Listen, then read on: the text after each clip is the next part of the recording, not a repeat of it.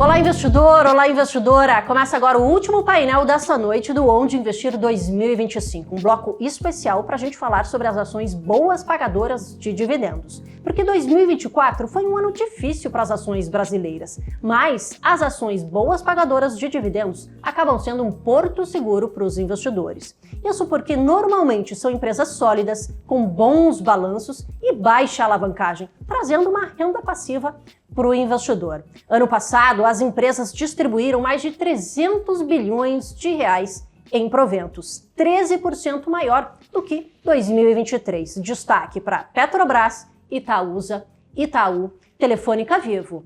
E também para 2025 a perspectiva é positiva. Já foram provisionados 80 bilhões de reais, começando bem melhor, na verdade, do que no ano passado. Mas para comentar sobre as perspectivas e, claro, recomendar aqui as melhores ações boas pagadoras de dividendos, estou aqui com o Rui Hungria, analista da Empiricus Research e responsável por várias carteiras da casa, como de dividendos. Obrigada pela participação, Rui. Eu que agradeço, Paula. Sempre um prazer estar aqui.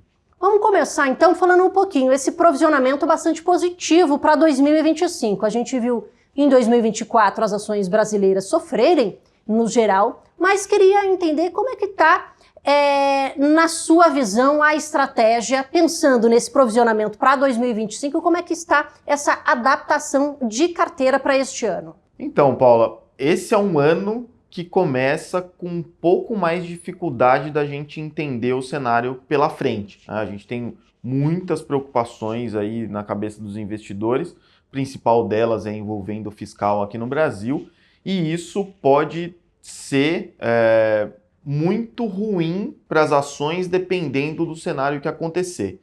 Então, uma maneira de você tentar se defender de um eventual cenário mais negativo é você adaptar a sua carteira a empresas que são mais sólidas, empresas que têm uma previsibilidade melhor de resultados, que têm balanços desalavancados, ou seja, poucas dívidas, que não tenham resultados muito cíclicos, né? Então, empresas que não dependam tanto da atividade econômica do país para terem mais ou menos lucro, né? Então, uma carteira mais focada ali em dividendos, ela deveria privilegiar essas empresas que não são tão sensíveis a esse cenário macro, porque, como eu disse, a gente começa um ano com um cenário mais negativo, pelo menos é o que tudo indica, as coisas podem mudar, o cenário pode melhorar muito ainda durante o ano, mas a gente começa o ano com essa maior preocupação.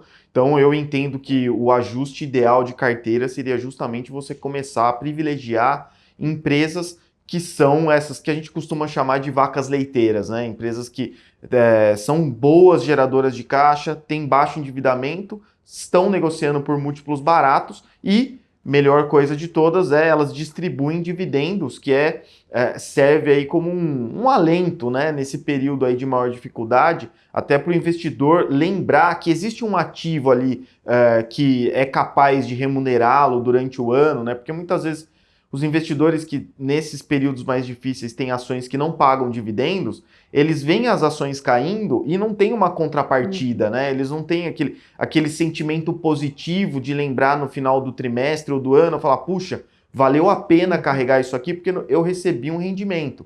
Essas ações que não pagam dividendos, elas sofrem com isso, né? Então, e isso acaba até sendo positivo para as ações pagadoras de dividendos, até em termos de performance, porque os detentores dessas ações, muitas vezes, eles vão se sentir menos inclinados a vender essas ações justamente por causa desses rendimentos, numa comparação aqui com outras empresas que não pagam dividendos, né? Então, nesse período de maior dificuldade, é natural que os investidores eles coloquem mais ativos pagadores de dividendos na carteira, e até como curiosidade, no mês de dezembro, que foi um mês muito ruim para a Bolsa Brasileira, o Bovespa caiu quase 4%, a nossa carteira de dividendos ela ficou praticamente estável, né? Que é um grande resultado, dado que a piora no mercado de ações foi bastante relevante. E para 2025 a gente já tem esse provisionamento de 80 bilhões na distribuição. A perspectiva, ela é ainda melhor? Vai depender muito do que vai acontecer durante esse ano. Como eu disse, a gente começa com preocupações grandes, envolvendo o fiscal principalmente. Se essas preocupações continuarem, se a gente não tiver uma resolução dessas questões fiscais, principalmente, que venha fazer o dólar cair, que venha a reduzir essa expectativa de alta da Selic, a expectativa é que a gente tenha um ano de 2025 que a gente vai começar a observar uma piora dos resultados. E os dividendos, no final do dia, né, o dividendo ele é a consequência do lucro de uma empresa. Se uma empresa lucra mais, a tendência é que a empresa pague mais dividendos. Se ela lucra menos ou não lucra, esses dividendos eles acabam caindo. Então, voltando, né, se a gente, durante o ano de 2025, continuar observando essa piora de expectativa, apesar desse provisionamento inicial positivo, a gente vai acabar vendo uma redução para o resto do ano, até como uma forma também, né, não só de piora de resultados, mas também uma forma de defesa das empresas, né? Elas acabam segurando um pouco mais esse caixa para uma eventual dificuldade, para não precisar pegar dívidas nesses juros tão elevados. Então, acaba que você tem uma mudança nessa dinâmica de política de investimento mesmo das empresas. Mas, sempre bom lembrar aqui que a gente tem que separar o que são essas empresas mais cíclicas, que são mais endividadas e que não têm uma previsibilidade tão grande, das empresas que já são muito consolidadas, das empresas que muitas vezes não dependem tanto da atividade econômica aqui no Brasil para gerar resultados, porque nesses casos específicos dessas vacas leiteiras que eu costumo chamar, né, essas empresas boas pagadoras de dividendos, que não têm dívida, que já tem um mercado ali consolidado, não tem necessidade de investir tanto para crescer, são empresas que a gente, mesmo num cenário negativo, a gente até pode ver aumento de dividendos, mesmo que esse cenário não melhore, né? Começamos 2025 também com a alta da Selic, 12,25%, mas com um cenário meio que dado ali, primeiro trimestre acima dos 14%. Como é que a Selic alta vai impactar diretamente nessas empresas que estão distribuindo dividendos? Principalmente quando a gente fala ali setor financeiro, construção civil também, que é mais impactada por essa Selic alta. Essa Selic alta, ela afeta praticamente todas as empresas que negociam na nossa bolsa, né? Alguns casos raros aí de empresas que não são tão impactadas, mas no fim do dia a Selic, ela sobe o custo de financiamento das empresas, né? Então fica mais caro se financiar, elas investem menos, né? Porque fica caro esse custo de captação. A Selic alta também tende a fazer com que os bancos tenham mais dificuldade de emprestar dinheiro ou restringam mais o crédito. Pode acontecer também de aumentar a inadimplência, dependendo do caso, né? Porque o aumento dos juros acaba fazendo com que as pessoas tenham mais dificuldade de pagar os seus empréstimos, os seus financiamentos também. Então, acaba que o aumento da Selic ela é ruim para o andamento da economia de uma maneira geral, né? Então, pensando nisso, a expectativa é de redução de dividendos, pensando no universo de todas as empresas que negociam na Bolsa. Claro, alguns casos específicos, né, que acabam não sendo tão impactados, mas, de uma maneira geral, principalmente empresas mais cíclicas, né, citando aqui como exemplo varejo, né? Varejo é um setor que depende muito da taxa de juros, né, porque taxa de juros elevada freia o consumo e isso afeta o resultado e no fim do dia não tem tanto lucro e sem lucro não vai ter dividendos e assim por diante. Para pegar a construção civil também, aumenta a Selic, o custo de financiamento de imóveis ele acaba subindo. A gente, inclusive, tem visto esse aumento das taxas de financiamento aí que os bancos oferecem. Isso acaba freando o consumo também e, no final do dia, também impacta o resultado das empresas. Então, assim, de maneira geral, acaba afetando, né, praticamente todas as empresas e é por isso que eu falo, é sempre muito aquele olhar caso a caso, né? Tem bancos que vão acabar sofrendo mais. Outros bancos já se mostraram muito capazes de atravessar crises, de atravessar momentos de Selic muito elevadas e tem tudo para conseguir se sair bem nesse momento também, né? E algumas empresas de construção também já conseguiram ultrapassar momentos de crise e Selic elevada e saíram mais fortes dela. Então é sempre muito caso a caso, né? Essa análise setorial, né? Pegar todas as empresas de um setor e colocar na mesma caixa é algo que eu não gosto, porque eu entendo que cada empresa é de um jeito, né? Cada empresa tem um CEO diferente, tem uma cultura diferente, tem uma propensão a risco, uma capacidade de execução diferente, até uma qualidade mesmo das pessoas, né? Então, eu entendo que, de novo, é muito caso a caso. E, voltando aqui aquele assunto inicial, mesmo nesse cenário difícil, a gente ainda entende e vê empresas que vão conseguir continuar pagando bons dividendos mesmo nesse cenário difícil, mas é isso, é aquele, né, pegando caso a caso ali, empresas que realmente se sobressaem e que são, na nossa visão, as verdadeiras vencedoras aí no longo prazo. Perfeito, Rui. E ano passado a gente viu também uma expansão, vamos dizer assim, no quesito empresas distribuindo dividendos. Essa distribuição de dividendos, ela tem sido aí uma estratégia, por exemplo, dessas empresas que aumentaram ano passado, vamos dizer assim, seria uma diferenciação que as empresas estão tentando trazer frente a esse cenário difícil, realmente aí trazendo dividendos como uma maneira de atrair mais investidores? As empresas, elas muitas vezes se utilizam dessa estratégia porque é isso que você falou, é um atrativo para o investidor, né? Dividendo é algo que o investidor gosta de receber, né? E aqui, claro, pode ser trimestral, pode ser mensal, pode ser anual, mas é algo que é sempre bem-vindo ali para o investidor. Então, essa é uma estratégia para tentar se diferenciar, como você disse. 2024 chegou depois de 2 ou 3 anos muito difíceis para as empresas brasileiras. De novo, principalmente aquelas mais cíclicas, mais expostas aos juros, que são mais sensíveis, né? Essas empresas, elas acabaram passando por anos 2021, 2, 3, muito difíceis, e um dos fatores foi justamente a alta da Selic, né, que acabou impactando ali os resultados. E em 2024 foi um ano em que a gente começou vendo ali uma redução da Selic, uma melhora de resultados ao longo do ano, né? Principalmente ali segundo trimestre, terceiro trimestre também. E essa melhora de resultados, como eu falei, o dividendo ele é uma consequência do lucro, né? Se as empresas melhoram o lucro, e a gente viu os lucros melhorando bem aí nesses últimos trimestres, elas são mais capazes de pagar dividendos, não só por causa do lucro, mas também porque a própria condição ali do balanço permite, né? Você começa a ter melhores resultados, sua alavancagem diminui, e aí você começa a poder distribuir mais dividendos, mas, de novo, eu não olharia essa melhora como uma previsão do que vai acontecer para frente, porque tudo vai depender de como vai se desenrolar essa questão macro aí que a gente tem falado tanto nos últimos meses, né?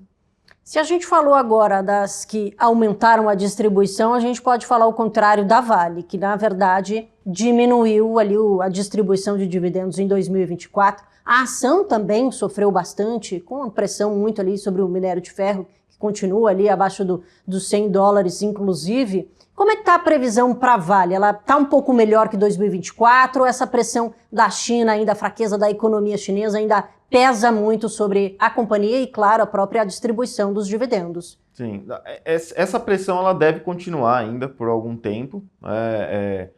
Na verdade, o grande alívio aqui, pensando nessa questão do minério de ferro, é que patamares muito abaixo de $90 por tonelada é algo que a gente não vê muito espaço para os preços irem, porque acaba sendo ali mais ou menos o custo do produtor marginal, então acaba até servindo como um piso de referência aí para esse setor, né?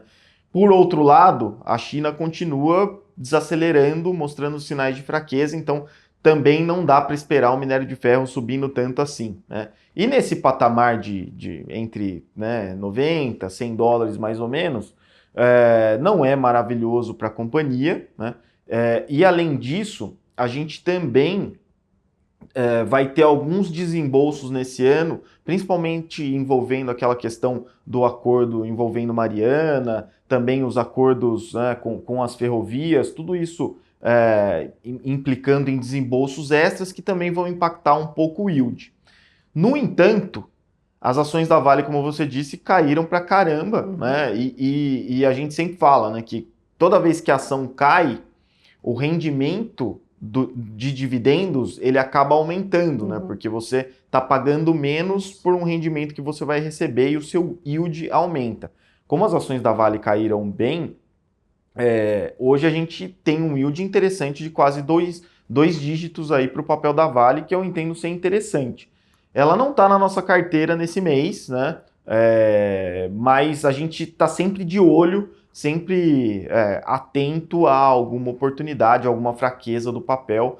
Mas ela, apesar, né, de provavelmente pagar menos dividendos do que no ano passado por causa desses desembolsos extras, ela ainda assim permanece entre as maiores pagadoras de dividendos da Bolsa Brasileira. E apesar de não estar na carteira de janeiro, ela poderia estar numa carteira aí de dividendos pensando mais para o ano, ela poderia compor essas ações boas pagadoras, já que está entre as maiores mesmo. Sim, não, ela faz parte de várias carteiras, né, focadas em dividendos, como eu disse, porque o rendimento é interessante, né? A gente está falando aí de um yield de quase 10%. Só a questão mesmo da China, de tentar entender o que está acontecendo ali, de ver se a gente começa a ver uma reação, né, de todos os incentivos que estão sendo colocados na economia, né? E eu entendo que, assim, num pequeno sinal de melhora, né, alguma sinalização que seja realmente contundente, a gente vai ver um movimento também forte vindo para as ações, porque é isso, né? É uma das melhores pagadoras de dividendos e o investidor ele gosta dessas empresas. Falta esse estímulo extra, né? Essa confiança maior do que vai vir ali da China, né? E falando em queridinhas, também boas pagadoras, não podemos deixar de falar de Petrobras também, né, Rui?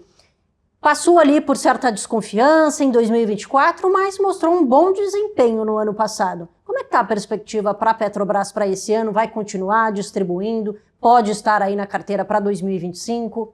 A Petrobras, nestes níveis de petróleo que a gente tem visto e de dólar também, ela acaba sendo beneficiada, né? O petróleo até recuou durante o ano, mas ainda assim se manteve ali em patamares próximos a $80, né? 70, 80 dólares, que é um nível ainda bastante interessante para ela, porque a Petrobras ela tem uma participação muito grande do pré-sal, de onde ela tem muita produtividade e custos bastante competitivos, né? Então, mesmo nesses níveis, ela ainda gera muito caixa. Não tem dívidas, né? Dívidas muito baixas. E uma questão crucial aqui, ou seja, dito tudo isso, ela tem tudo para ser uma excelente pagadora de dividendos. A grande questão, que é algo que já paira sobre a tese há alguns anos, é essa questão para onde ela vai destinar essa geração de caixa tão grande que ela tem, né? Nos últimos anos ela tem sim pagado dividendos, mas a gente viu ali até em planos de investimento que ela faz, que ela divulga para o mercado, intenções de investir quantias relevantes em outros ativos que não são o core dela, né? Ativos que não têm tantos retornos interessantes como é o investimento na extração e produção de petróleo, que é o que ela sabe fazer de melhor, né? Então, investimentos em energia renovável, refinarias, investimentos que não têm um retorno tão bom. E a grande preocupação do mercado é quanto dessa geração de caixa ela vai investir nesses outros ativos, porque isso não só implica numa redução de dividendos imediatos, né? Porque esse dinheiro que poderia estar sendo distribuído na forma de dividendos está sendo investido em outros ativos, mas esses ativos também não têm retornos tão interessantes, então acaba diminuindo a expectativa de dividendos futuros também. Então, o grande ponto-chave da tese de Petrobras é entender esse plano de investimento dela. A boa notícia é, mesmo com essa intenção, né, colocada nos planos aí de investimento, de investir em outras áreas, o que a gente tem visto é que ela não tem, talvez até por não encontrar, ela não tem investido tanto nesses outros ativos quanto se temia, né? E isso é boa notícia para dividendos, porque é aquilo que eu disse, né? Ela acaba pegando esse montante e distribuindo para os acionistas. Eu entendo que para 2025 e até assim olhando mais para frente, essa deve ser a tônica mesmo. Boa geração de caixa, algum dinheiro sendo investido em outras áreas que não são tão boas em termos de geração de caixa, mas até a gente até entende, né, pelo papel aí estatal que ela tem, né, mas ainda assim sobrando muito dinheiro para ela distribuir para os acionistas. A expectativa é de ela manter um dividend yield acima de 10% ao ano, que é bastante interessante e que vai mantê-la entre as maiores pagadoras de dividendos ainda nesses próximos anos, né? Além de Petrobras, a gente teve também outros destaques no ano passado em distribuição de dividendos, entre elas Itaúsa, Itaú, Telefônica Vivo. Essa tendência para essas companhias continua para este ano? Sim, a perspectiva é que elas continuem pagando ótimos dividendos e é justamente pelo fato de elas já serem empresas consolidadas, que não são endividadas, já têm uma posição de mercado relevante, não são tão cíclicas, né? Não são empresas que dependem tanto da atividade econômica. Então, isso são características que eu gosto bastante na hora de escolher as empresas que entram na carteira de dividendos, e várias dessas que você falou, inclusive, estão na nossa carteira de dividendos, né? Não é coincidência. É justamente essa característica que faz delas excelentes pagadoras de dividendos. O Itaú, o Itaú, mesmo depois de alguns anos de dificuldade da economia, né, que a gente viu a alta de juros, ele continuou apresentando resultados crescentes muito bons, né, muito acima dos pares privados, com um ROI acima de 20%, né? Claro, o ano de 2025 não deve ser um ano fácil e a gente ainda tem muita incerteza do que vai acontecer, vai depender muito das resoluções dessas questões fiscais. O Itaú conseguiu atravessar aqueles anos difíceis, 2022, 2023, com excelentes resultados, muito acima dos concorrentes, né? E a gente entende que os resultados bons devem continuar. Claro, vai depender muito dessa questão fiscal, como é que o governo vai lidar com isso, se vai resolver isso. A perspectiva de resultados de 2025 vai depender muito dessa dinâmica macro, né?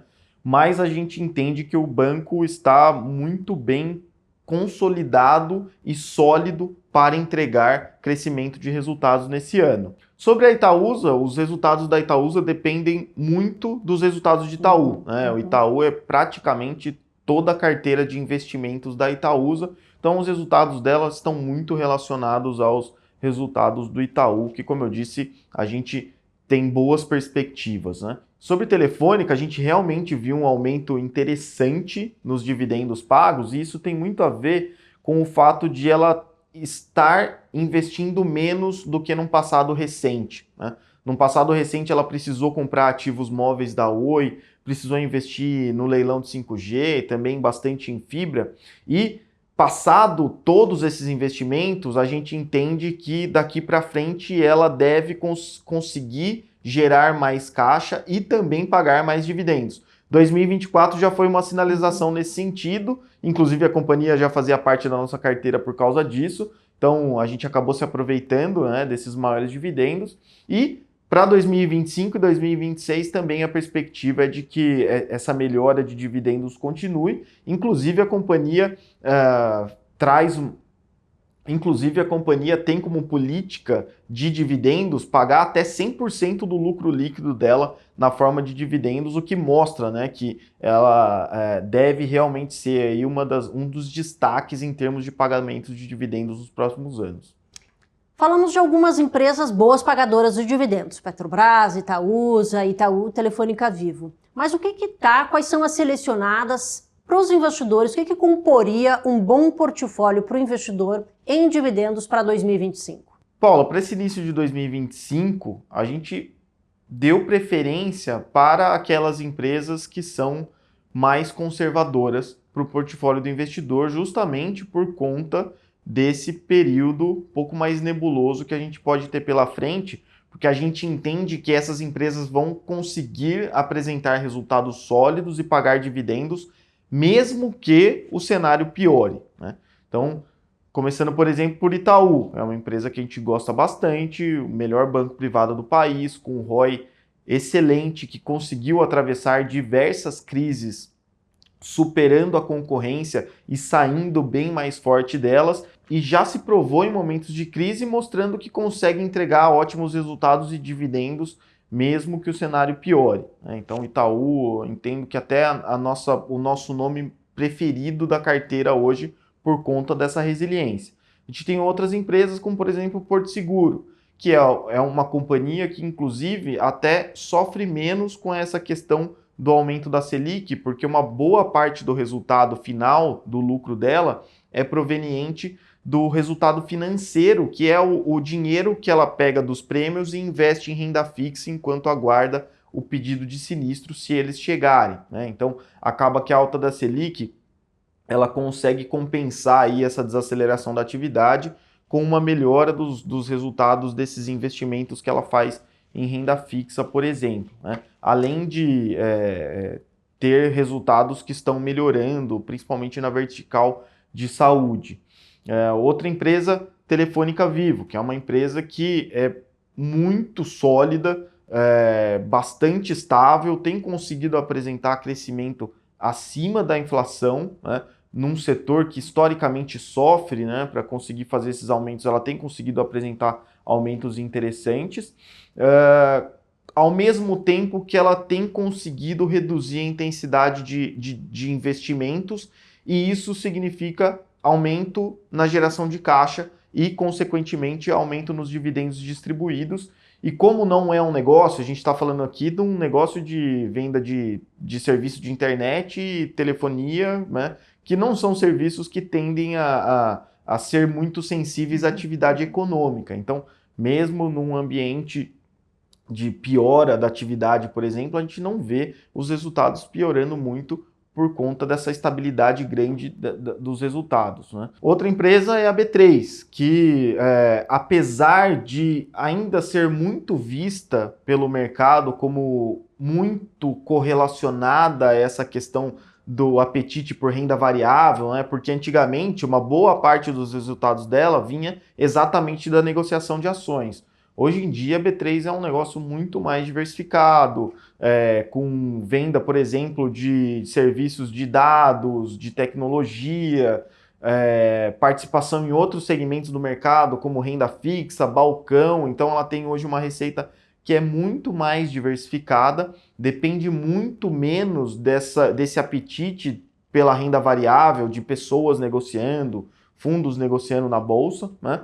E, além disso, paga ótimos dividendos e está negociando em patamares de múltiplos que a gente não via há muitos anos. Então, oferece aí um bom risco-retorno para o investidor que gosta de dividendos também. E, por fim, também um outro nome que eu gostaria de falar é a Eletrobras, que nos últimos anos não tem sido uma boa pagadora de dividendos, né? Então, não é uma tese óbvia, mas o que a gente tem visto ela não tem pagado dividendos muito bons porque ela vem passando por uma reestruturação muito grande depois do processo de privatização, né?